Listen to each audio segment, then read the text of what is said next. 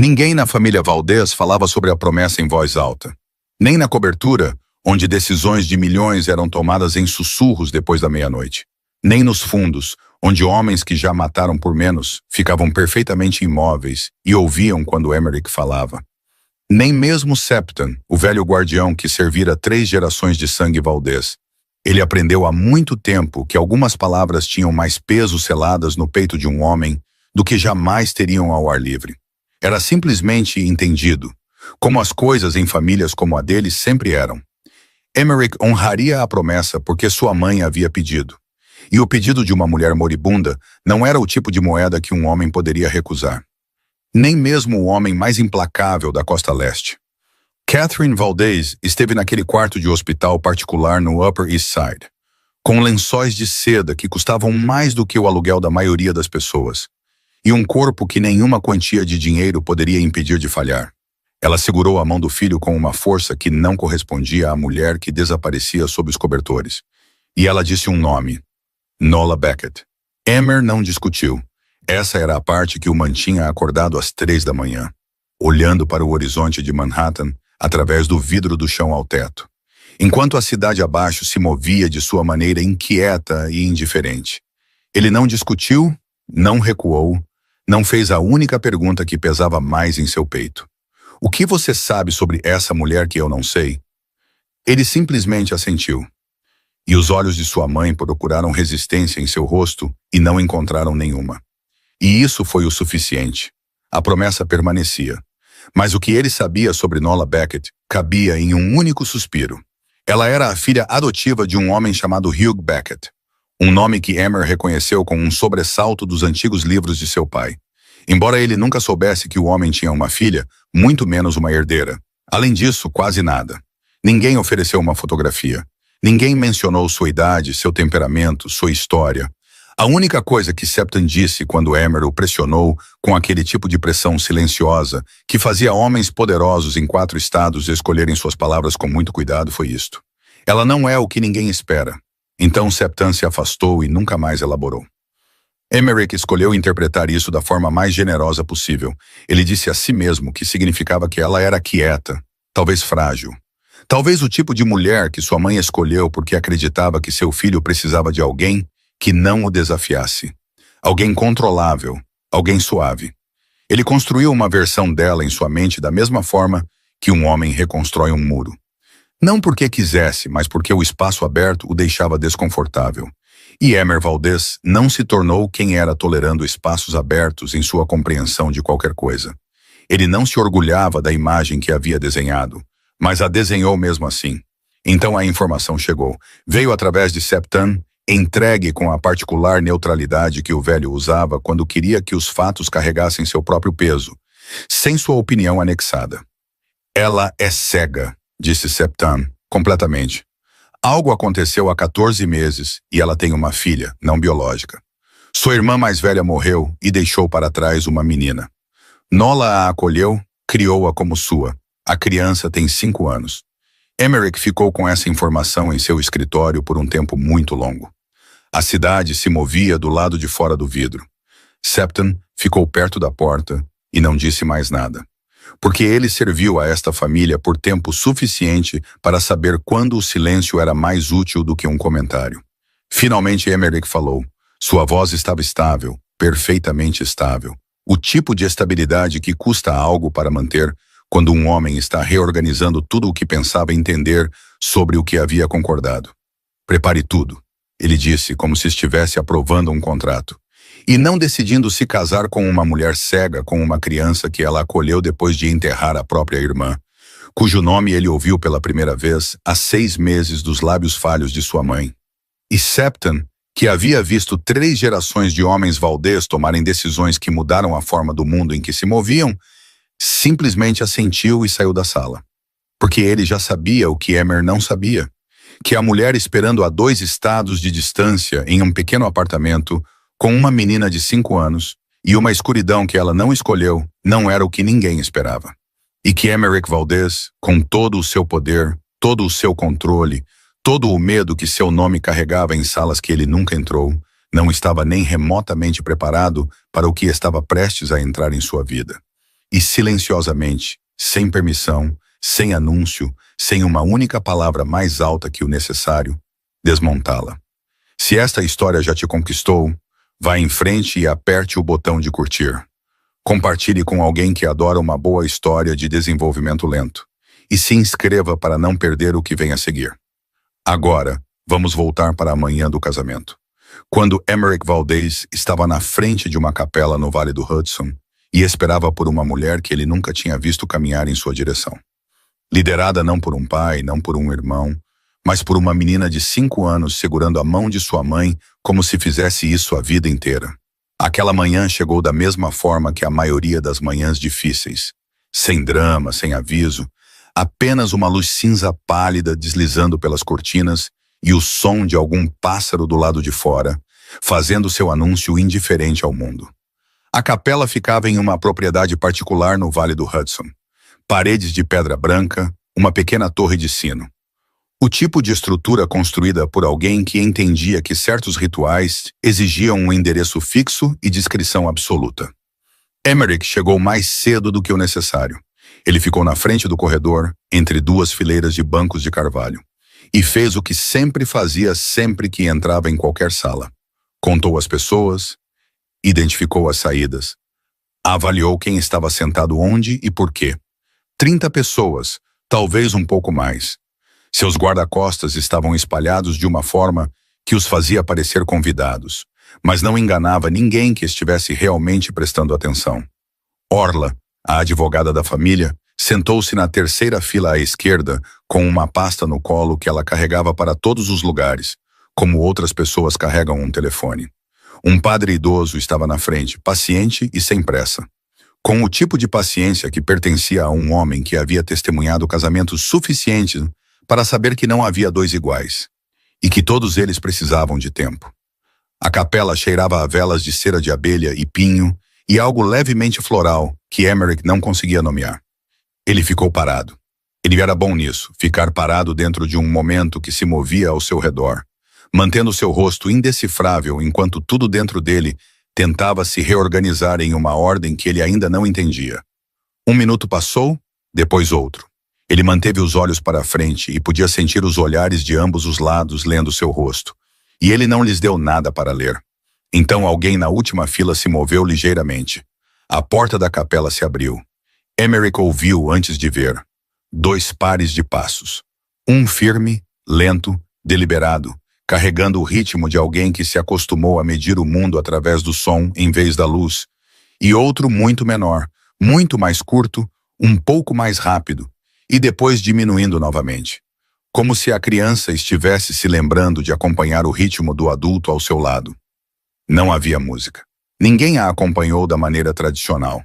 Nenhum pai, nenhum irmão, nenhum parente colocando sua mão em um braço e a levando pelo corredor enquanto o órgão tocava.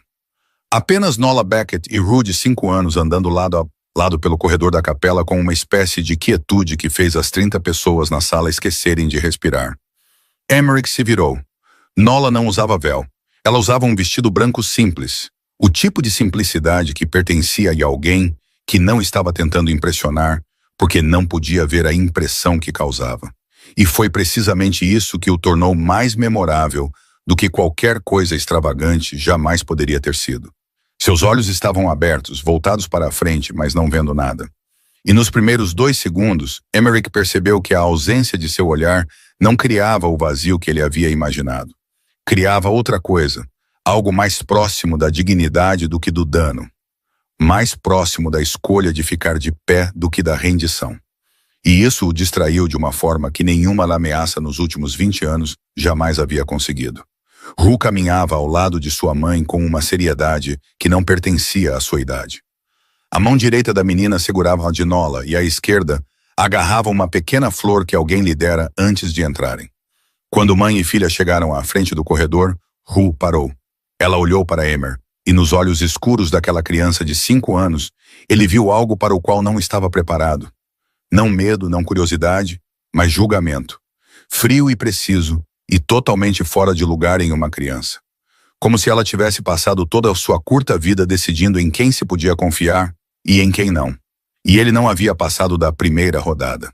Então Rue levantou a mão de sua mãe e a estendeu para o espaço entre Nola e Emeric e a soltou. Como se estivesse dizendo, esta é a pessoa mais importante do meu mundo. Estou colocando-a em suas mãos e você deve entender exatamente o que isso significa. Emeric pegou a mão de Nola. Sua mão estava fria, menor do que ele esperava, mas não tremia. O padre começou a falar. Emer ouviu talvez um quinto do que ele disse, porque o resto dele estava tentando entender por que aquela mão pequena que não tremia estava fazendo algo dentro de seu peito se mover de uma forma para a qual ele não tinha palavras.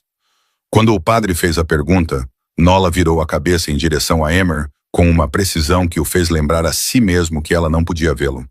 Ela estava apenas sentindo onde ele estava através do calor ou da respiração ou de outra coisa que as pessoas que enxergam nunca tiveram que desenvolver. E ela disse duas palavras: eu aceito. Sua voz era calma, clara, sem a menor hesitação. E sob a superfície, carregava algo que Emeric não conseguia nomear, como uma pergunta que ela guardara por muito tempo.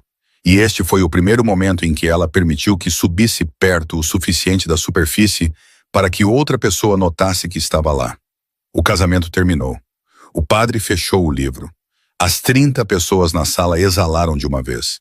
Com o tipo de respiração que Emeric entendeu que fora contida por uma razão que ele ainda não conhecia.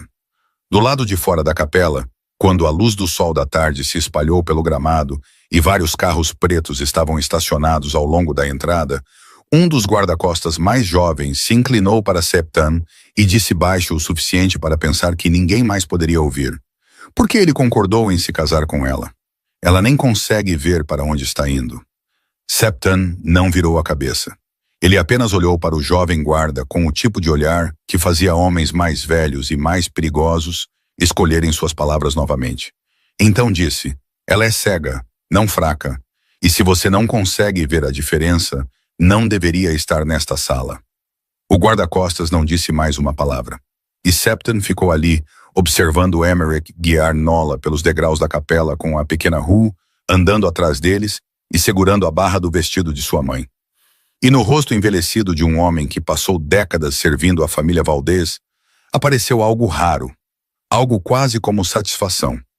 O olhar de um homem que sabia de algo com antecedência e finalmente estava começando a ver acontecer. O carro preto os levou de volta a Manhattan em silêncio. A pequena Rue sentou-se entre Nola e Emeric no banco de trás, ambas as mãos firmemente enroladas na pequena flor da capela, que agora estava pela metade murcha. No entanto, a criança se recusava a soltá-la, e a distância entre os dois adultos naquele assento dizia mais do que qualquer conversa poderia ter dito. Nola sentou-se ereta, a cabeça ligeiramente inclinada para uma janela, da maneira que Emeric estava começando a reconhecer como seu hábito. Ela ouvia, sempre ouvia, lendo o mundo lá fora através do som, em vez de vê-lo com os olhos. Quando o carro parou em frente ao prédio em Tribeca, e o elevador privativo os levou ao último andar, Emeric percebeu que nunca havia pensado em sua cobertura da perspectiva de alguém que não podia vê-la. O apartamento era grande, com tetos altos, pisos de mármore escuro, móveis minimalistas caros.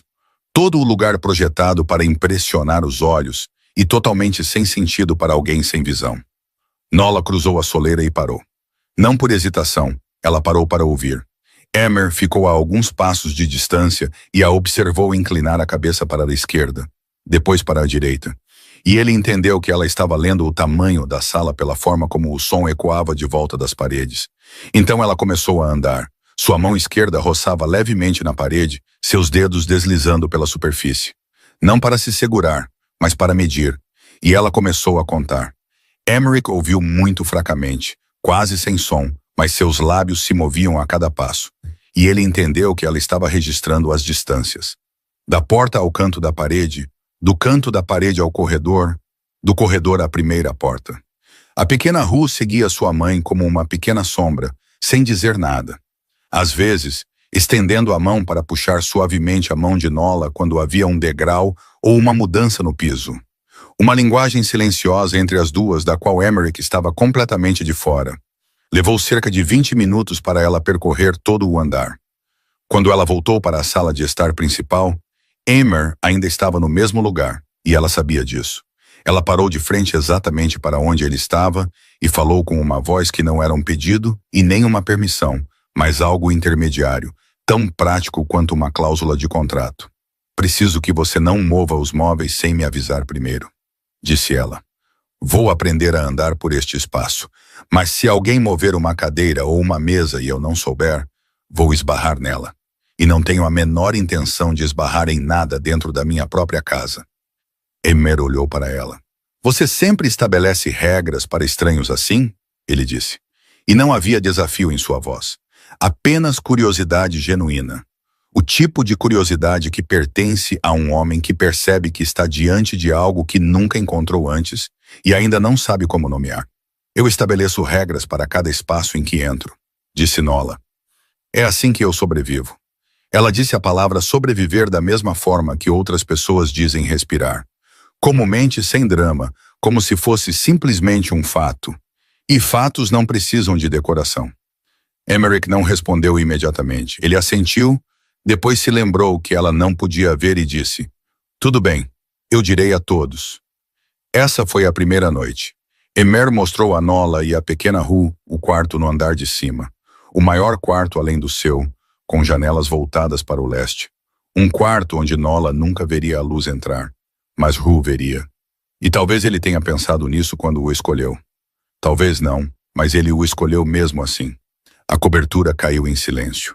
O tipo de silêncio que pertence a dois estranhos compartilhando um espaço que ambos sabem que lhes pertence no sentido legal, mas ainda não em nenhum outro sentido. Brinley chegou na manhã seguinte. Sem aviso, sem ligar antes, exatamente da maneira como ela sempre apareceu na vida de Emerick. Como uma pequena tempestade que se concedeu o direito de chegar à terra sempre que quisesse. Sua meia-irmã tinha 29 anos, com cabelo preto cortado na altura dos ombros, vestida com roupas caras, à maneira de alguém que não precisava se esforçar porque o dinheiro nunca fora um problema, e carregando a energia de uma pessoa que já havia decidido sua opinião antes de entrar pela porta. Ela viu os sapatos pequenos de Ru na entrada e parou por exatamente 1 segundo antes de se virar para Emer, com o olhar que ele já vira muitas vezes. O olhar que dizia que ela estava prestes a dizer algo que ele não queria ouvir e ela não se importava. Você olhou nos olhos dela? Disse Brinley, sua voz baixa, mas afiada o suficiente para cortar a sala. Ela é cega, a cega de Emer, e ela tem uma filha e você não sabe nada sobre ela. A mãe se foi e você ainda a obedece como se tivesse 12 anos. Você comanda um império inteiro, mas não consegue dizer não a uma promessa que nem entende. E agora você a trouxe aqui, para o meio de tudo que nos pertence. Você acha que ela veio por amor ou porque precisava de abrigo? Por dinheiro, por poder, por qualquer coisa que não seja você? Emerick a deixou terminar. Ele não a interrompeu porque sabia que Brinley via que cortá-la no meio só faria a tempestade durar mais. Quando ela parou para respirar, lhe disse 3 palavras. Foi uma promessa. E Brinley olhou para ele com a expressão desamparada de alguém que sabia que, para seu irmão, aquelas 3 palavras eram a parede final e ninguém a atravessava. Ela se virou e saiu, seus saltos batendo no chão de mármore como a pontuação da raiva, e a porta do elevador se fechou atrás dela. Emerick ficou sozinho na sala de estar e percebeu o que já sabia, mas não queria admitir. Que cada palavra que Brinley dissera era uma pergunta que ele mesmo se fazia às 3 da manhã. E ele também não tinha as respostas. Foi só naquela noite que ele soube que Nola tinha ouvido tudo. Não porque ela disse, mas porque quando ele passou por seu quarto a caminho do andar de cima, a porta estava ligeiramente aberta e ele ouviu a pequena Ru perguntar com uma voz pequena. Por que ela está brava com a mamãe? E Nola respondeu com uma voz tão calma que Emerick teve que parar de andar. Ela não está brava com sua mãe, querida. Ela tem medo pelo irmão, e essas são 2 coisas diferentes. As pessoas as confundem o tempo todo, mas não são a mesma coisa. Emer ficou do lado de fora daquela porta entreaberta e ouviu a resposta que Nola deu à criança de 5 anos. Uma resposta mais generosa do que qualquer coisa que Brinley merecia receber. E ele pensou que esta era a 2ª vez em 2 dias que essa mulher fazia algo dentro de seu peito se mover de uma forma que ele não permitia. Ele se afastou sem fazer barulho. E dentro do quarto, a pequena Ru deitou-se ao lado de sua mãe, ainda segurando a flor murcha da capela. Olhando para o teto com olhos escuros, pensando em algo que uma criança de 5 anos não deveria ter que pensar. Que eles estavam em outro lugar novo novamente, e que aquele homem alto ainda não havia provado nada. E ela esperaria, porque esperar era o que ela fazia de melhor. Emerick foi procurar Septon na terceira noite após o casamento. O velho estava sentado na pequena sala atrás da cozinha que ele transformara em seus próprios aposentos 20 anos antes. Uma sala que Emer nunca considerou reformar, porque Septon teria recusado, e ambos sabiam disso. Emer fechou a porta, puxou uma cadeira, sentou-se à sua frente e falou com uma voz que não era um pedido, mas uma declaração de que o tempo do silêncio havia acabado. Hugh Beckett, ele disse, tudo o que você sabe, desde o começo. Septon olhou para ele por um longo momento. O tipo de olhar que um homem dá quando não está decidindo o que dizer, mas quanto.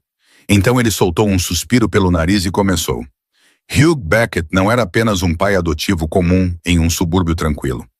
Ele era um contador. Não do tipo que senta em um escritório de vidro e cuida de impostos para pequenas empresas. Ele era o homem que as famílias da Costa Leste chamavam quando precisavam de alguém para transformar números que não podiam ser explicados em números que podiam. O guardião dos livros reais para impérios alimentados por dinheiro que a luz do sol nunca tocou. 30 anos, disse Septon. Hugh Beckett guardou segredos financeiros de pelo menos 7 famílias importantes, incluindo a família Valdez quando seu pai ainda estava vivo. Cada transação, cada conta no exterior, cada fluxo de dinheiro lavado através de empresas de fachada em Delaware e Nevada. Ele registrou tudo, não em papel da maneira antiga, mas em arquivos criptografados aos quais apenas ele tinha a chave, junto com um pequeno caderno contendo códigos de acesso e nomes de contas. O tipo de caderno que, se caísse nas mãos do FBI, metade da Costa Leste teria caído em 6 meses. Emerick ouviu sem interromper porque entendeu que essa história estava se movendo para um final e ele precisava ouvi-la em ordem. Há 14 meses, disse Septon, sua voz ficando mais neutra da maneira que Emerick aprendera, que significava que ele estava falando sobre algo que não queria falar. Hugh morreu oficialmente, foi chamado de acidente de carro. O carro perdeu o controle na rodovia perto de Harrisburg, na Pensilvânia, cruzou a divisória e capotou 3 vezes. Hugh morreu no local, mas Nola também estava no carro. Septon fez uma pausa. Emer não disse nada, mas sua mão apoiada na coxa se apertou ligeiramente. O suficiente para Septon ver e o suficiente para ambos fingirem que ele não tinha. Ela sobreviveu, disse Septon, mas vidro quebrado e trauma na cabeça tiraram sua visão completamente. Os médicos no hospital disseram que o dano no nervo óptico não podia ser reparado.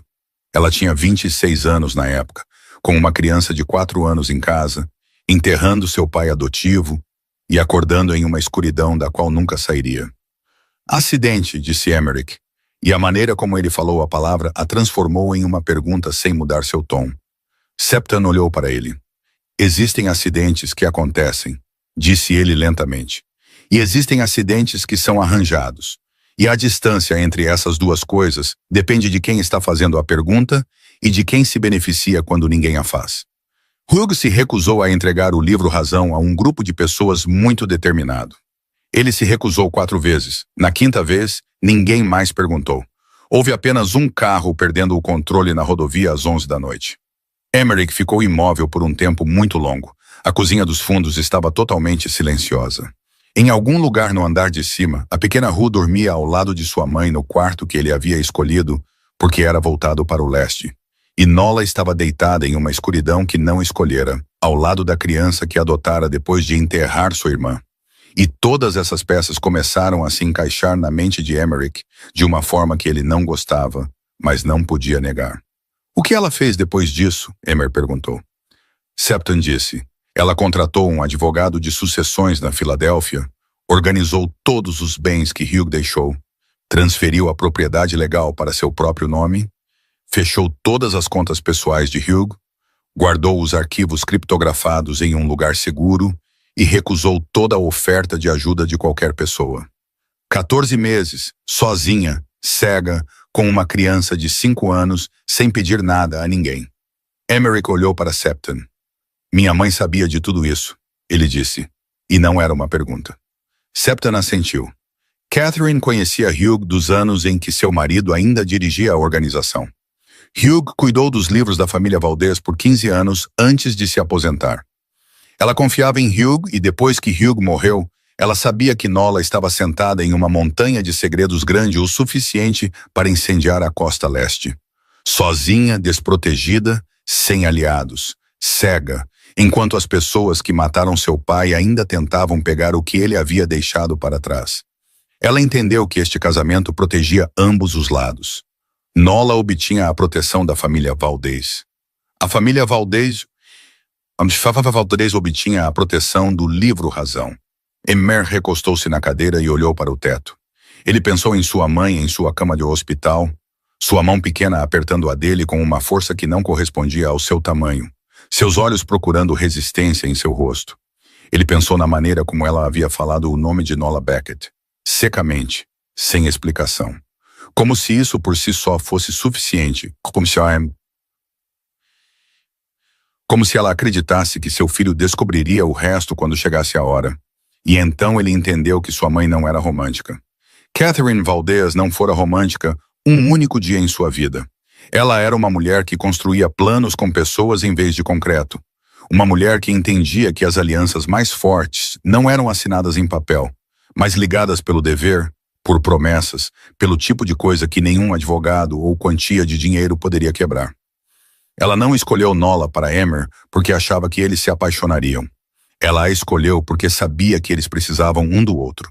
E ela era sábia o suficiente para entender que, às vezes, a segunda coisa se torna a primeira se tiver tempo suficiente. Septon o observava do outro lado da mesa com olhos velhos que já tinham visto demais. Ela sabia que você manteria sua palavra, disse ele em voz baixa. E ela sabia que uma vez que você entendesse o porquê, não se arrependeria. Emerick se levantou. Ele não disse mais nada. Ele saiu da sala e subiu as escadas. E quando passou pela porta de Nola, ele parou por exatamente um segundo. Não para ouvir, mas porque, pela primeira vez desde que sua mãe havia falado aquele nome, ele não sentia mais o peso daquela promessa como um fardo. Ele a sentia como outra coisa, algo mais próximo de um propósito. Nas semanas que se seguiram, o tempo moveu-se em seu próprio ritmo. Não o ritmo que Emer conhecia em seu mundo, onde tudo era medido por transações e prazos, mas o ritmo de dois estranhos aprendendo a existir no mesmo espaço sem colidir um com o outro, tanto literalmente quanto de todas as outras maneiras que importavam. Emerick começou a observar Nola da mesma forma que observava oponentes. Não porque a via como uma ameaça, mas porque era a única maneira que ele conhecia de entender alguém. Através de atenção implacável e da paciência para esperar até que as peças se arranjassem por conta própria. Ele descobriu que ela se lembrava de tudo. Não da maneira vaga que a maioria das pessoas chama de boa memória. Ela se lembrava das coisas palavra por palavra.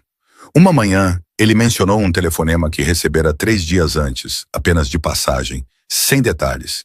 E Nola disse com uma voz comum, como se estivesse lendo um menu de café da manhã. A ligação chegou às 9h17 de segunda-feira. O chamador disse que seu nome era Whitfield. Vocês falaram por 14 minutos. Você encerrou a ligação primeiro.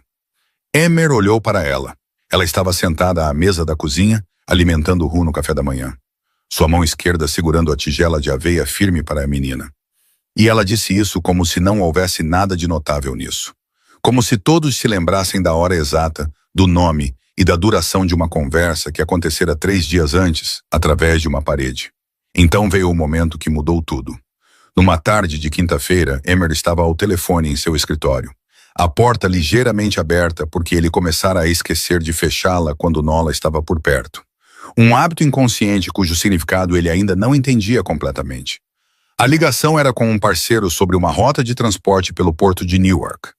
Muitos números, muitas porcentagens, o tipo de ligação que Emerick geralmente anotava porque ninguém conseguia se lembrar de tudo. A ligação terminou.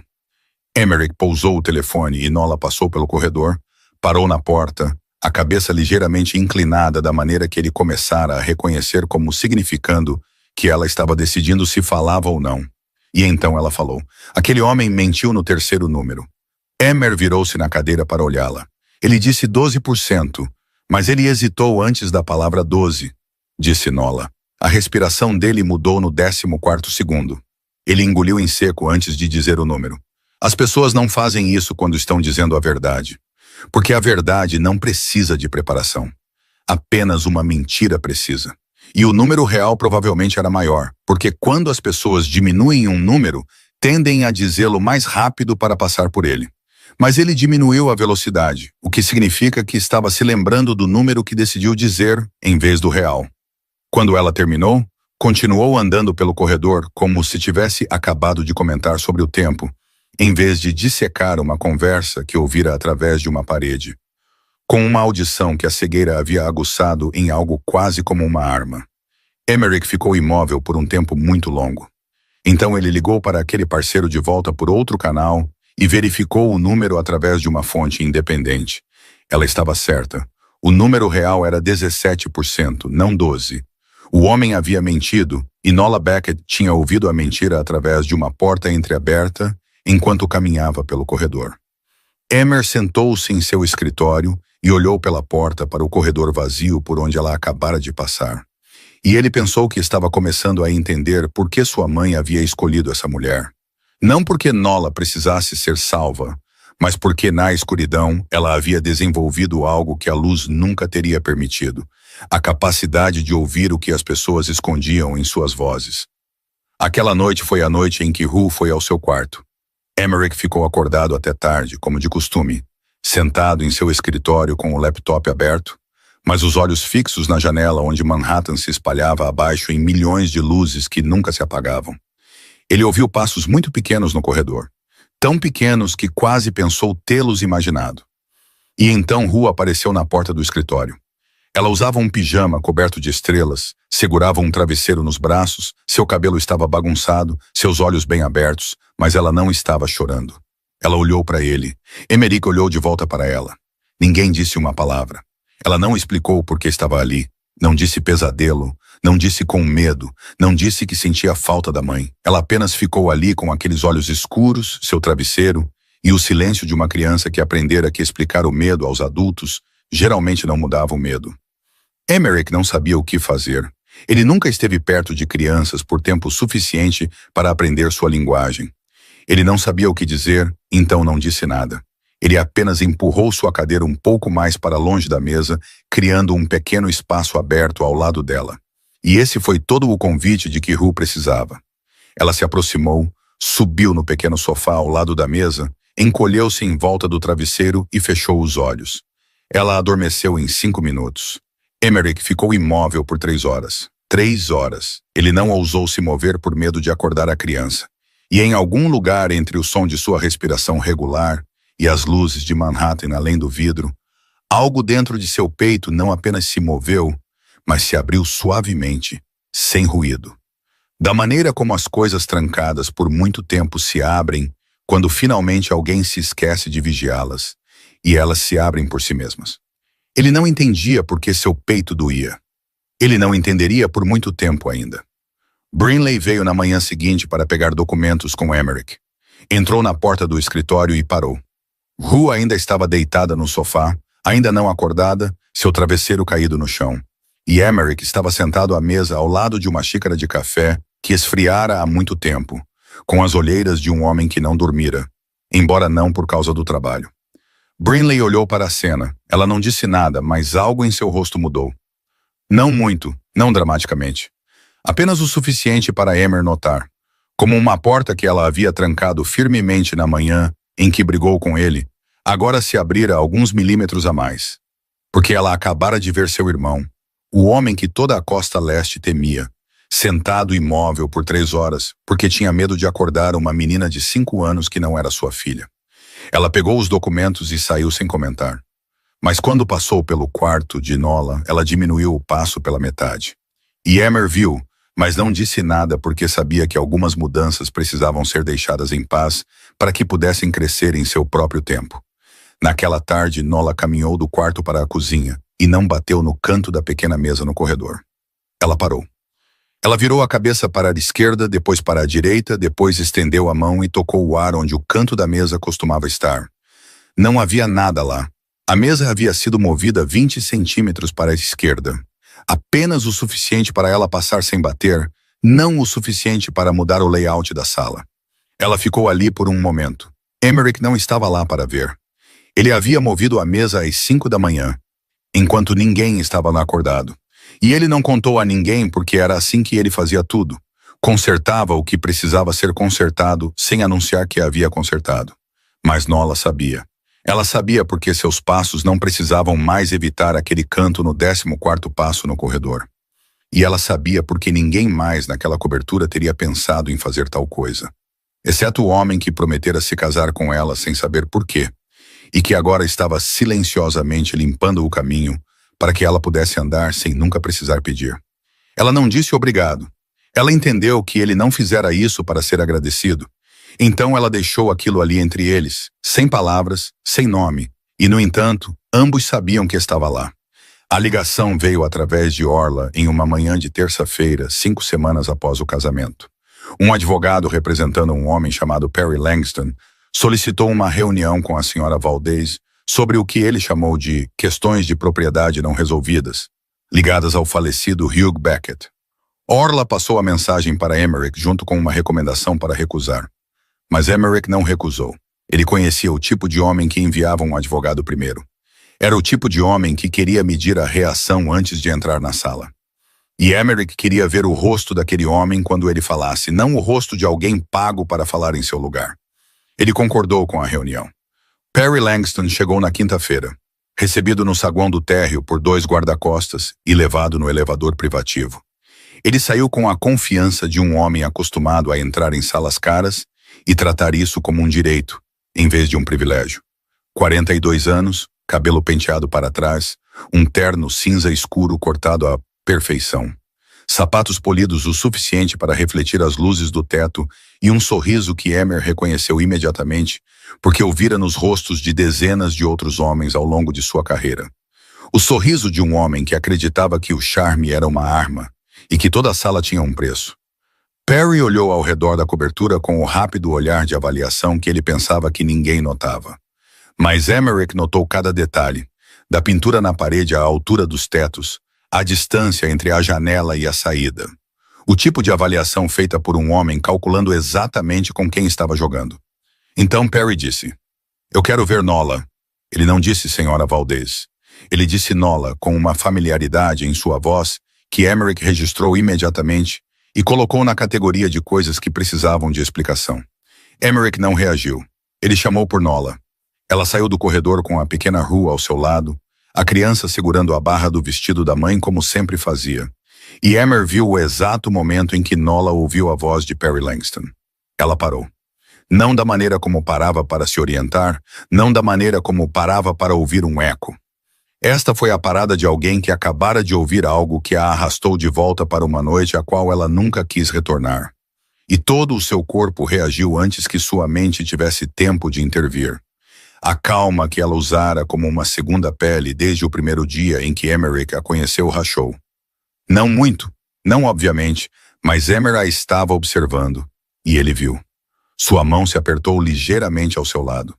Seus ombros ficaram tensos por meio centímetro, e sua respiração parou por exatamente uma batida antes de continuar. "Nola", disse Perry do sofá, sua voz carregando o calor praticado de um bom vendedor. "Faz muito tempo. Ouvi dizer que você se casou. Parabéns. Acho que ainda temos alguns assuntos inacabados para discutir." "Não temos assuntos inacabados, Sr. Langston", disse Nola. E sua voz era tão neutra que Emerick entendeu que essa neutralidade lhe custou um grande esforço para manter.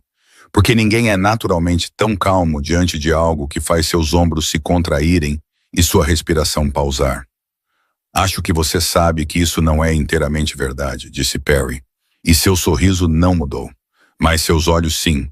Eles esfriaram meio grau, da maneira que apenas pessoas acostumadas a ler rostos poderiam perceber.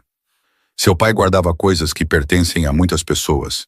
Essas pessoas ainda estão esperando. Investidores pacientes, Sr. Langston. Mas toda paciência tem seu limite. Nola disse suavemente, sem virar a cabeça, com uma voz baixa o suficiente para que apenas Emerick pudesse ouvir. "Vá para dentro, por favor." Foi a primeira vez que ela lhe pediu algo. Emmer não foi para dentro. Ele deu um passo à frente para ficar ao lado de Nola, uma posição deliberada e exata à sua esquerda, perto o suficiente para que seus ombros quase se tocassem. E ele olhou para Perry Langston com o olhar que usava para homens sentados do outro lado da mesa de negociação, quando eles acabavam de dizer algo que ele decidira que não seria dito uma segunda vez. Acho que não fomos apresentados, disse Emmerich. Sua voz era leve e educada, quase agradável. O tipo de amabilidade que as pessoas que conheciam Emmer Valdez há tempo suficiente entendiam ser mais perigosa do que qualquer ameaça. Perry olhou para ele, reavaliando rapidamente da maneira que Emmer já vira e contara. Perry Langston, disse ele, um velho amigo da família Beckett, principalmente negócios. Ele disse a palavra principalmente com o tipo de encolher de ombros que sugeria que cobria muito mais do que negócios. Que tipo de negócios? Disse Emmer. Perry olhou para Nola. Talvez sua esposa possa explicar melhor. Ela entende esses detalhes mais do que a maioria das pessoas. Estou perguntando a você, disse Emmerich, não em voz alta, não com ênfase. Apenas 4 palavras colocadas no meio da sala como 4 tijolos construindo um muro. E Perry Langston, um homem claramente acostumado a controlar todas as conversas em que entrava, foi contido por aquelas 4 palavras de uma maneira para a qual não estava preparado. Sua mandíbula se contraiu ligeiramente. Seus dedos bateram uma vez na coxa e pararam. Ele não estava acostumado a ser questionado sem permissão para guiar a troca na direção que queria. E Emmer acabara de fechar todas essas portas com 4 palavras educadas. Perry deu uma risada fraca, o tipo de risada de um homem recuando por um momento em vez de se render. Levantou-se, alisou o paletó e disse: Acho que teremos a chance de falar com mais detalhes, Sr. Valdez. Há questões de propriedade que o tempo não resolve e o silêncio só as torna mais caras. Ele acenou para Nola com o tipo de aceno que ele acreditava ser cortês, mas que Emmerich leu como paternalista. Em seguida, entrou no elevador e as portas se fecharam. A cobertura ficou em silêncio novamente. A pequena rua apertou o aperto no vestido da mãe sem que ninguém percebesse quando aconteceu. Nola ficou parada ao lado de Emmerich, seus ombros ainda tensos, mas o que Emmer viu em seu rosto não era medo. Era outra coisa. Parecia reconhecimento, como a peça final de um quebra-cabeça que ela vinha montando em sua mente por 14 meses acabara de se encaixar. Ela conhecia aquela voz. Não porque Perry Langston uma vez fora à casa de seu pai 4 vezes exigindo comprar o livro Razão. Ela conhecia aquela voz de antes disso, da noite em que tudo terminou na rodovia perto de Harrisburg, da escuridão pouco antes de o carro perder o controle. Quando ela ouviu o telefone de seu pai tocar e ele olhou para a tela e disse apenas uma frase antes que os faróis brilhassem diretamente em seus olhos e o mundo desaparecesse. Seu pai havia dito: Langston não, agora não. Ela se lembrava da voz no telefone naquela noite. Ela se lembrava de todas as vozes que já ouvira. E a voz de Perry Langston na sala de estar da cobertura hoje correspondia à voz do outro lado do telefone de seu pai na última noite em que ela vira a luz. Ela não contou a Emmerich, ainda não, porque Nola Beckett não era uma mulher que tirava conclusões sem provas suficientes. Ela havia perdido o pai, perdido a visão, perdido tudo, exceto a criança ao seu lado e a mente que nunca esquecia. E ela aprendera que reações rápidas eram o privilégio de pessoas que podiam ver de onde o inimigo vinha. E ela não podia. Então ela esperou. Ela arrumou as peças. Ela ouviu. E ela só falaria quando tivesse certeza de que cada palavra que dissesse seria uma bala apontada para o alvo certo. Ela apertou a mão de Rue e caminhou para o corredor. E Emmer permaneceu onde estava. Vendo-a ir e pensando que a mulher que acabara de ficar ao seu lado não tremia, não chorava, não se explicava. Mas algo dentro dela havia mudado, e ele ainda não tinha um nome para isso. E ele sabia que Perry Langston havia trazido algo para esta sala que não saíra com ele. Algo que ainda estava aqui, agarrado às paredes, esperando. A pequena Rue dormia desde as 8 horas com a flor murcha da capela, que agora se tornara nada mais que um caule seco. No entanto, ela ainda a colocava ao lado de seu travesseiro todas as noites, como se fosse a única prova de que tudo o que acontecera era real. Nola sentou-se na varanda da cobertura, uma xícara de chá entre as 2 mãos, o rosto voltado para a cidade que ela não podia ver, mas podia sentir através do zumbido constante do tráfego lá embaixo e do vento vindo do Hudson, carregando o cheiro de água e ferro. Emerick entrou na varanda e parou a cerca de 6 passos dela, a distância que eles haviam estabelecido silenciosamente nas últimas 5 semanas. Perto o suficiente para falar, longe o suficiente para que nenhum deles tivesse que fingir que isso era algo além de 2 estranhos aprendendo a confiar um no outro, 1 milímetro de cada vez. Nola inclinou a cabeça em direção a ele. A maneira como ela confirmava a presença de alguém sem precisar perguntar. Ele vai voltar, disse ela, sem introdução e sem explicação de quem, porque ela sabia que ele sabia que ela estava falando de Perry Langston, e ela não desperdiçava palavras com coisas já entendidas. Ele sempre volta. Emmer não respondeu imediatamente. Ele ficou parado, olhando para o horizonte de Manhattan, e esperou. Porque ele aprendera que Nola falava em seu próprio ritmo. E se ele ficasse em silêncio por tempo suficiente, ela chegaria à parte que ambos sabiam que precisava ser alcançada. Meu pai manteve registros financeiros para as famílias por 30 anos, disse Nola, sua voz uniforme como se estivesse lendo um documento em vez de contar a história do pai que ela enterrara 14 meses antes. Cada transação, cada conta, cada fluxo de dinheiro que a luz do sol nunca tocou. Ele criptografou tudo, guardou a chave no caderno que nunca largava e se recusou a entregá-lo a qualquer um. Perry representava um grupo de pessoas que queria esses registros. Eles fizeram 4 ofertas. Meu pai recusou 4 vezes.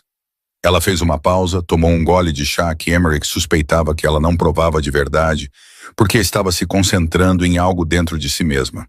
O tipo de concentração que pertencia a alguém, decidindo quanta verdade revelar. Depois que meu pai morreu, Perry voltou. Ele presumiu que eu seria mais fácil de convencer. Ele estava certo? Perguntou Emmer, sua voz leve, embora não houvesse nada de leve na pergunta. Nola virou a cabeça em direção a ele, exata e direta, guiada por aquele instinto perturbador que ela usava para localizá-lo em todas as salas. O que você acha? Ela disse. Emmer sorriu. Acho que ele saiu sem o que veio buscar. Nola deu um leve aceno, e na escuridão da varanda, aquele pequeno gesto carregava algo próximo ao reconhecimento. O tipo de reconhecimento compartilhado por 2 pessoas que estavam lentamente percebendo que liam o mundo na mesma língua, embora através de sentidos diferentes. O casamento mudou o status legal dos bens que herdei, disse ela. Antes, Perry só precisava pressionar uma mulher cega vivendo sozinha. Agora ele tem que enfrentar o nome Valdez em cada documento legal, e isso é algo que seu pessoal não pode comprar, ameaçar ou resolver com um acidente de carro na rodovia às 11 da noite. Ela disse a última frase sem mudar o tom, mas Emerick ouviu por baixo da neutralidade, algo afiado e frio, como uma lâmina afiada ao longo de 14 meses de silêncio. Ele olhou para ela na luz da cidade que se derramava sobre o corrimão da varanda.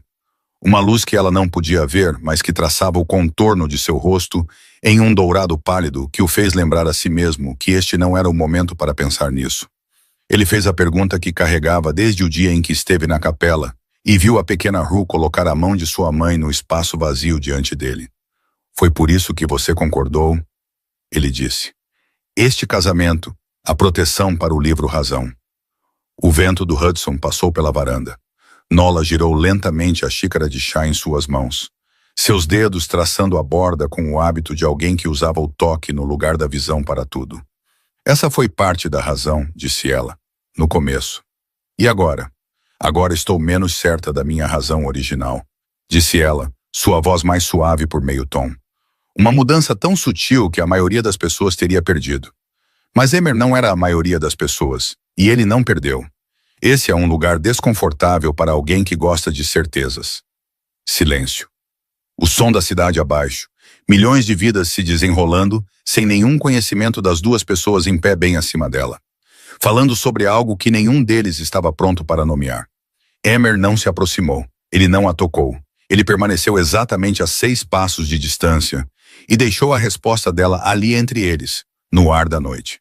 Porque ele entendeu que para Nola, admitir incerteza já era admitir muito.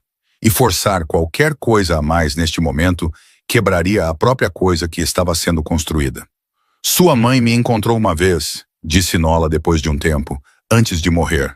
Ela veio ao apartamento onde eu morava na Filadélfia sem avisar, sentou-se à mesa da cozinha e bebeu o chá que fiz com minhas próprias mãos, e não se desculpou pelo chá não ser bom. E ela olhou para mim por um tempo muito longo, o tipo de olhar que eu podia sentir mesmo sem ver, porque alguns olhares são pesados o suficiente para ter peso físico. Emerick ficou imóvel. Ele estava ouvindo sobre sua mãe através dos olhos da mulher que ela havia escolhido para ele. E cada palavra que Nola falava estava redesenhando Catherine Valdez de uma maneira que 20 anos sendo seu filho nunca lhe permitiram ver. Ela disse uma frase antes de sair. Disse Nola: "Meu filho pensa que não precisa de ninguém. Ele está errado." O vento soprou novamente. Nola levantou a xícara de chá aos lábios, mas não bebeu. "E eu disse a ela", continuou Nola, "como você sabe que sou eu quem ele precisa?" "O que ela disse?" Emer perguntou, e sua voz baixou meio tom de uma forma que ele não conseguiu controlar. Ela disse: "Porque, minha querida, ambos pensam que não precisam de ninguém. E esse é exatamente o tipo de pessoa que mais precisa uma da outra. Eles simplesmente não sabem disso ainda. Mas eu sei e estou morrendo, então não tenho tempo para ser educada sobre isso." Emer olhou para Manhattan. As luzes da cidade borraram por um segundo e depois se tornaram nítidas novamente. E ele não admitiu para si mesmo que era porque seus olhos haviam se enchido. Porque Emer Valdez não era o tipo de homem cujos olhos se enchiam na varanda de sua própria cobertura. No entanto, a voz de sua mãe na narração de Nola soava tão real que ele quase podia ouvi-la. Aquela voz direta e impaciente de uma mulher que sabia que seu tempo estava acabando e se recusava a desperdiçar uma única palavra em delicadeza. Duas mulheres sentadas à mesa da cozinha em um pequeno apartamento na Filadélfia. Uma prestes a perder a vida, uma que já havia perdido a luz. E elas se entenderam não por explicação, mas pela linguagem que apenas pessoas que perderam o suficiente podiam falar. Uma linguagem que não precisava de vocabulário, porque a própria dor se tornara a tradutora. Emer não disse mais nada. Nola não disse mais nada. Eles ficaram na varanda dentro de um silêncio que, pela primeira vez, não era o silêncio de dois estranhos, mas o silêncio de duas pessoas que acabaram de mostrar uma à outra algo que normalmente mantinham escondido e estavam paradas o tempo suficiente para deixar assentar antes que o mundo voltasse e exigisse que fossem fortes novamente. Dentro da cobertura, a pequena Ru dormia profundamente com o caule seco ao lado de seu travesseiro. Inconsciente de que os dois adultos que ela estava tentando decidir se podia confiar tinham acabado de cruzar um limiar que nenhum deles planejara cruzar e do qual nenhum deles poderia recuar. Tudo começou a desmoronar na sexta semana. Na segunda-feira, uma remessa que passava pelo porto de Newark foi interceptada por agentes federais exatamente 2 horas antes de atracar, com uma precisão exata demais para ser coincidência. Porque o governo federal não adivinha, eles sabem, e alguém lhes disse a hora exata e o cais exato. Na quarta-feira, 2 aliados de longa data em Boston ligaram para dizer que estavam se retirando do acordo de distribuição sem oferecer uma razão. O tipo de retirada coordenada que vem de homens que foram informados de que o navio está afundando e querem sair antes que a água chegue a seus pescoços. Na quinta-feira, uma conta de trânsito em Delaware foi congelada sem qualquer ordem judicial pública. O que significava que alguém havia fornecido o número exato da conta para exatamente as pessoas certas. E Emer sabia que apenas 6 pessoas dentro da organização tinham conhecimento daquele número de conta. Emerick sentou-se em seu escritório às 2 da manhã e observou cada peça ceder. Ele construíra este império das cinzas que seu pai deixara para trás. Construíra-o com 20 anos de paciência e crueldade e o tipo de precisão que exigia de si mesmo antes de exigi-la de qualquer outra pessoa. E agora alguém o estava desmontando por dentro, uma junta de cada vez, usando informações que apenas um infiltrado poderia ter. Ele ligou para Septon, ele ligou para Orla. Ele questionou, verificou, cruzou referências, nada. O traidor sabia como esconder os rastros porque o traidor entendia o sistema por dentro. E era isso que custava a Emerick mais sono do que qualquer perda financeira jamais poderia. Não o dinheiro desaparecendo, mas a confiança sendo quebrada. E em seu mundo, a confiança custava muito mais do que o dinheiro jamais custou. Ele convocou a reunião para sábado. 12 homens, a sala de conferências na cobertura, porta fechada. Todos os telefones recolhidos e deixados do lado de fora. 12 homens em quem Emmerich confiara o suficiente para deixá-lo sentar naquela sala, e um deles o estava vendendo para Perry Langston. Emmer ouviu cada relatório. Ele observou os olhos, as mãos, a maneira como se sentavam e a maneira como respiravam, e a maneira como olhavam para o homem ao lado deles quando pensavam que ninguém estava prestando atenção. Ele não encontrou nada. Quem quer que fosse entre aqueles 12 homens era melhor do que ele esperava. Ou ele confiara neles por tanto tempo que perdera a capacidade de ver a traição escondida atrás da familiaridade. A reunião terminou. Os 12 homens saíram. Emmerich permaneceu sozinho na sala de conferências vazia. E pela primeira vez em muito tempo, ele sentiu o que não se permitia sentir: impotência. Nola bateu na porta. Ele não a ouvira se aproximar porque ela se movia sem som. O hábito de alguém que media o mundo através de passos leves. E quando ele disse, entre, ela passou pela porta, fechou-a atrás de si e ficou no meio da sala de conferências com o tipo de quietude que ele começara a reconhecer como sua maneira de se preparar para dizer algo importante. Eu sentei na sala ao lado durante toda a reunião, disse ela. Emmer olhou para ela. Ela não pediu permissão. Ela não se desculpou. Ela simplesmente disse a verdade e a deixou ali. O quarto homem que falou, disse ela. Aquele que falou sobre a rota do porto de Newark. Emmer lembrou do rosto, da voz, do conteúdo, mas não ouvira o que Nola ouvira. Ele mentiu, disse Nola. A respiração dele mudou quando ele falou sobre o momento em que a remessa foi interceptada. Ele sabia daquela informação de antemão, em vez de reagir a ela. Porque uma pessoa reagindo a más notícias respira mais rápido no final da frase. Enquanto uma pessoa que já sabia diminui a velocidade porque está controlando a reação em vez de ter uma. Ela fez uma pausa por um instante. E ele usou a mesma frase exata que Perry Langston usou quando falou sobre investidores pacientes na sala de estar 5 dias atrás. A mesma estrutura de frase, a mesma ênfase. E 2 homens não compartilham uma linguagem assim, a menos que a tenham ouvido da mesma fonte ou tenham falado um com o outro com frequência suficiente para que a linguagem de um homem se misture à do outro. Emmerich ficou muito quieto. Ele olhou para a mulher cega parada no meio da sala de conferências, onde os 12 homens mais perigosos da costa leste tinham acabado de se sentar. E ela estava dissecando aquela reunião com seus ouvidos em vez de seus olhos, com uma precisão que nenhuma câmera, nenhum software de análise de voz, nenhum detector de mentiras jamais poderia igualar. Ela ouvia mentiras através da respiração. O que mais? Ele disse. Nola inclinou a cabeça e Emmer percebeu que ela estava decidindo se diria mais. Ela estava no limiar de algo que, uma vez cruzado, nunca poderia ser descruzado. Então ela falou. Meu pai sabia que ia morrer. Não foi intuição. Ele sabia porque entendia o tipo de homens que estava recusando e entendia o preço.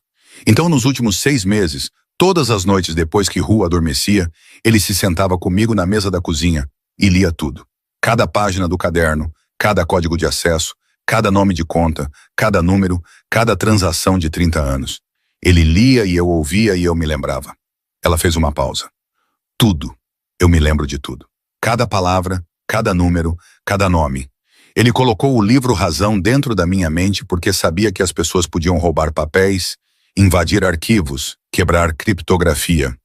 Mas ninguém podia pegar algo já escrito na memória da pessoa que eles não sabiam que estava carregando. A sala ficou tão silenciosa que Emmerich podia ouvir o zumbido do ar-condicionado e o tráfego 40 andares abaixo e a batida lenta e pesada de seu próprio coração em seu peito. Ele olhou para Nola parada no meio da sala de conferências, olhos abertos, mas não vendo nada. Coluna reta, mãos ao lado do corpo, tão calma que era quase irreal. E ele entendeu que ela não possuía o livro Razão. Ela era o livro Razão. 30 anos de segredos financeiros do submundo do crime da costa leste americana viviam dentro da mente da mulher com quem ele se casara por causa de uma promessa feita à sua mãe em seu leito de morte. A mulher cega que fazia chá à mão e ensinava sua filha de 5 anos a contar os passos no corredor e nunca falava uma única palavra mais alta que o necessário. Emmerich conhecera muitas pessoas perigosas em sua vida. Ele se sentara em frente a homens que podiam ordenar uma morte sem que seus batimentos cardíacos mudassem. Ele construíra um império com o entendimento de que o poder real não vinha de armas ou dinheiro, mas de informação, de saber o que outras pessoas não queriam que ninguém soubesse. E agora ele estava olhando para a mulher que detinha mais informações do que qualquer pessoa que ele já conhecera. Parada em sua sala de conferências com olhos que não viam nada e uma mente que se lembrava de tudo. E ela era sua esposa. E ela acabara de lhe entregar a chave para salvar o império que estava desmoronando. E Emmer entendeu que esta era a pessoa mais perigosa que ele já conhecera em sua vida. Não porque ela carregava uma arma, mas porque ela carregava a verdade. Toda ela. 30 anos de verdade.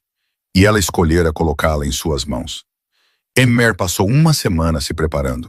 Todas as noites, depois que Ru adormecia, ele se sentava com Nola na mesa da cozinha. A porta fechada enquanto ela recitava de memória cada transação, cada nome, cada número que seu pai colocara em sua mente durante os últimos 6 meses de sua vida. Emmerich tomava notas. Orla verificava cada linha através de fontes independentes. E toda vez que os resultados voltavam, eles correspondiam, precisos até a última casa decimal. E Emmer olhava para Nola sentada à sua frente, com seu chá já frio, e a pequena Ru dormindo no andar de cima. E ele pensava que nenhum cofre no mundo era mais seguro do que a mente desta mulher. Ele removeu o traidor primeiro, silenciosamente, de forma limpa, da maneira como a organização Valdez lidava com a traição. Sem ruído, mas com uma finalidade tão absoluta que todos na organização entenderam que era o último aviso e o único. Então ele ligou para Perry Langston. Não através de advogados, diretamente. A reunião ocorreu em um restaurante particular em Midtown. O tipo de restaurante sem nome na porta e sem entrada sem reserva, onde as conversas nunca eram repetidas além das 4 paredes, e a equipe era bem paga o suficiente para esquecer tudo o que ouvia. Perry chegou na hora, vestindo um terno novo e o mesmo sorriso de sempre, trazendo um jovem advogado ao seu lado como uma peça de decoração legal. Ele se sentou em frente a Emmerich com a confiança de um homem que acreditava que ainda estava controlando o jogo. Emmer o deixou falar primeiro. Perry começou educadamente, perguntando sobre sua saúde, mencionando o tempo. O tipo de abertura usada por um homem que queria definir o ritmo antes de passar para a parte que havia preparado. Então Perry se inclinou para a frente e começou a falar sobre os bens de Beckett, sobre o livro Razão, sobre a praticidade da cooperação, sobre os investidores que ele representava e sua paciência se esgotando. Emmerich ouviu tudo. Então ele abriu o arquivo que Orla havia preparado e o colocou na mesa entre eles. Aqui estão 7 transações que você realizou através de 2 empresas de fachada em Nevada nos últimos 4 anos, disse Emmerich, sua voz suave como se estivesse lendo um menu. 6 delas violam pelo menos 3 estatutos federais. 2 delas estão diretamente conectadas a contas gerenciadas pela minha organização. O que significa que você não apenas infringiu a lei, você roubou de mim. E eu tenho os números exatos, até o último centavo. Perry olhou para o arquivo. Seu sorriso não desapareceu, mas congelou. Da maneira como a expressão de um homem congela quando ele percebe que a sala que ele pensava controlar foi reorganizada enquanto ele não estava olhando. O jovem advogado ao lado de Perry abriu a boca como se fosse dizer algo. E Emmerich virou os olhos para ele por exatamente 1 segundo. Apenas 1 segundo. Mas foi o suficiente, salbuçanamente. E o advogado fechou a boca. E há mais uma coisa, disse Emmer. Ele virou para a última página do arquivo. Em 17 de março, há 14 meses, às 10h47 da noite, uma ligação foi feita para o celular de Hugh Beckett, durando 11 segundos, de um número registrado em uma de suas empresas de fachada.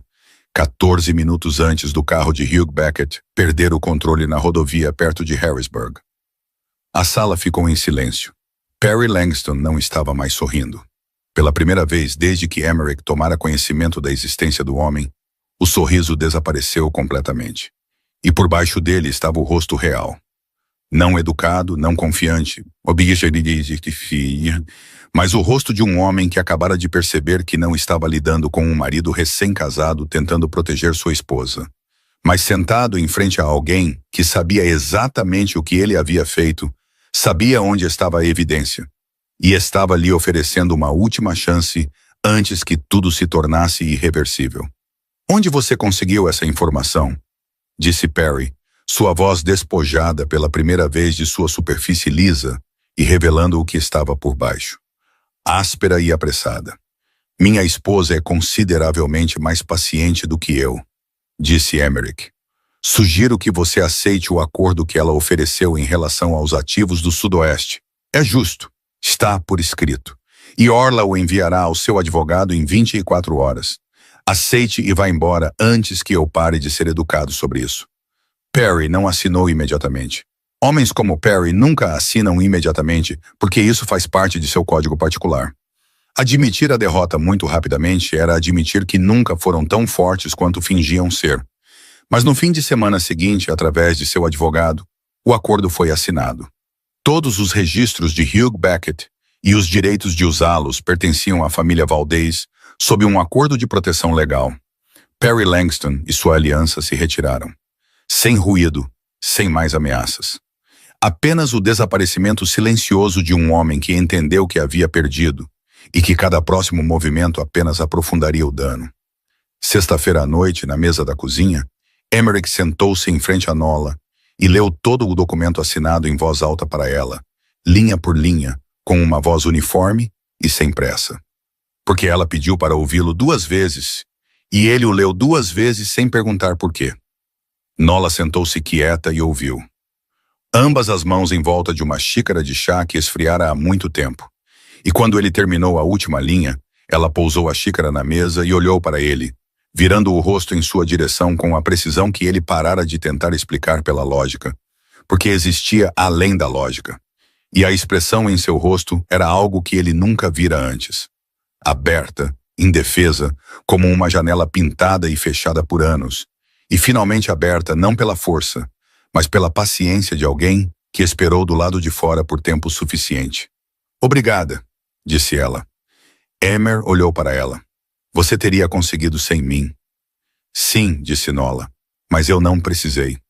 Uma pequena frase, simples, 5 palavras.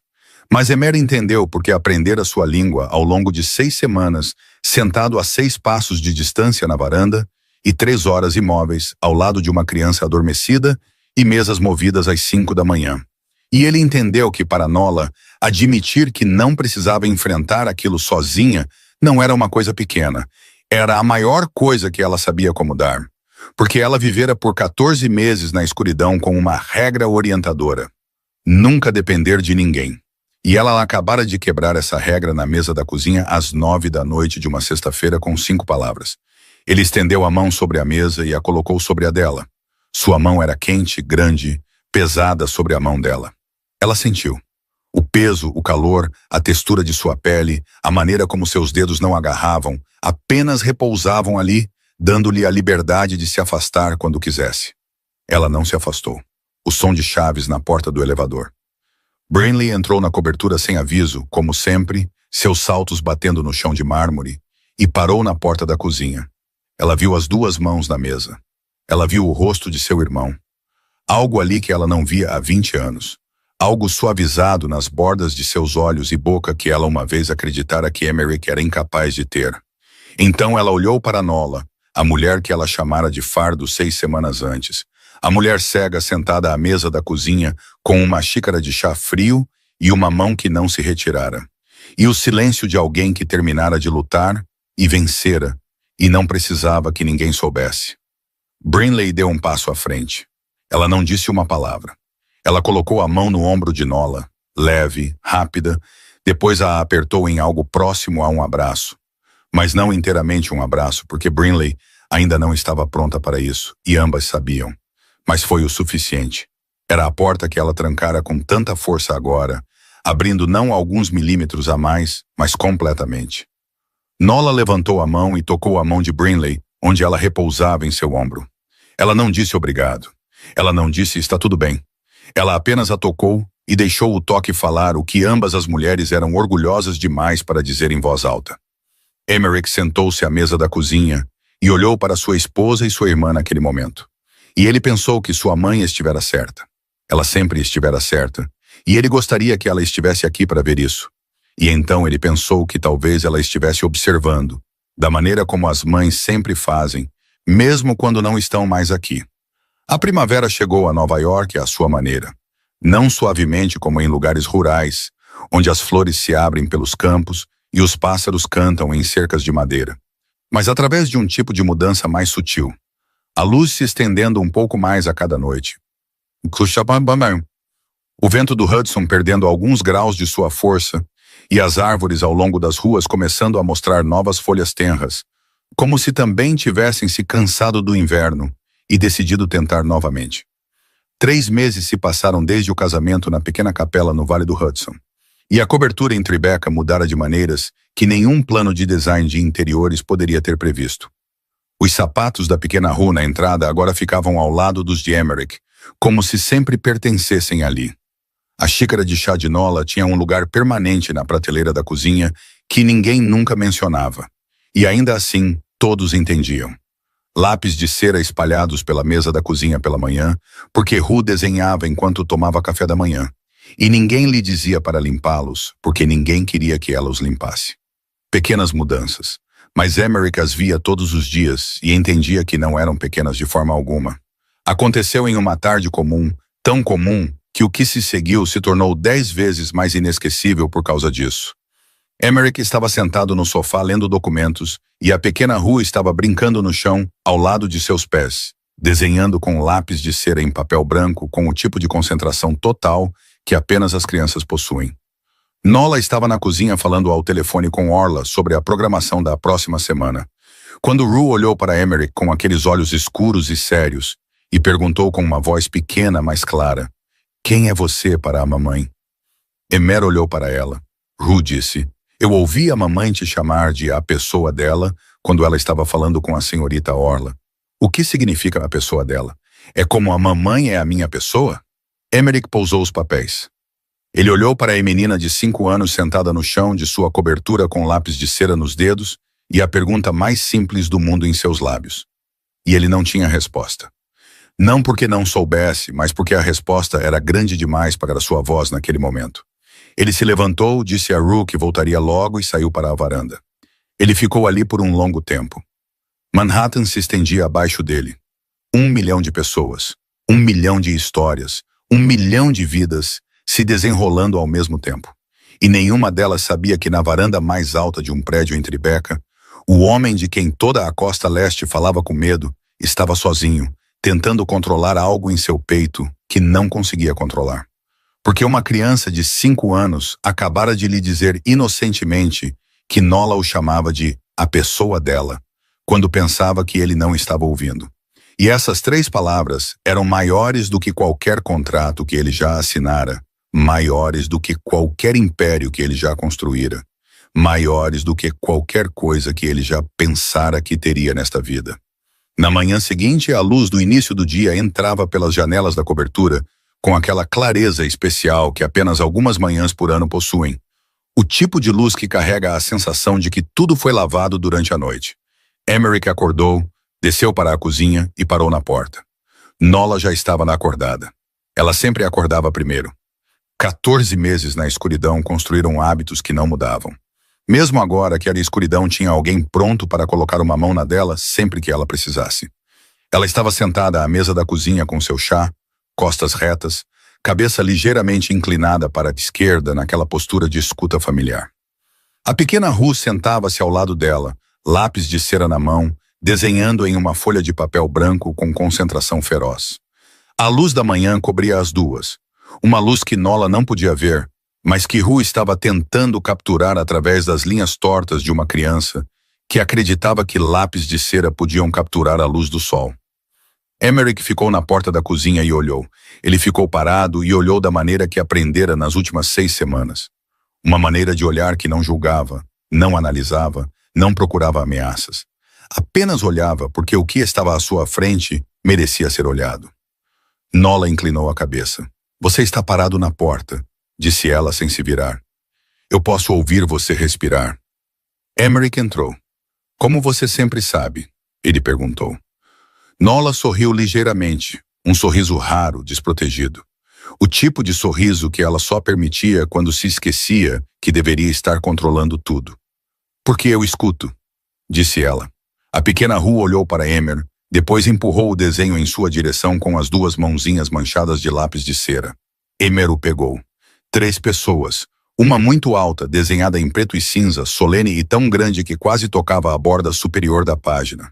Uma mais baixa, com aqueles olhos firmes e sem visão, com cabelos longos e retos. E no meio, a menor de todas, uma figura minúscula segurando as mãos de ambos. Ambos os bracinhos esticados, como se ela estivesse mantendo os outros dois juntos. Emerick olhou para o desenho. Ele olhou por um longo tempo. Então ele olhou para Nola. Então ele olhou para a pequena Rue, e ele pensou no homem que ele fora 6 meses antes. O homem parado em seu escritório às 2 da manhã, olhando para Manhattan através do vidro e construindo em sua mente uma imagem de uma mulher que ele ainda não conhecera. Construindo-a com medo e suposição, e a arrogância silenciosa de alguém que acreditava entender tudo enquanto não vira nada. Ele pensou em como aquele homem estava errado. Errado sobre ela. Errado sobre o casamento. Errado sobre si mesmo.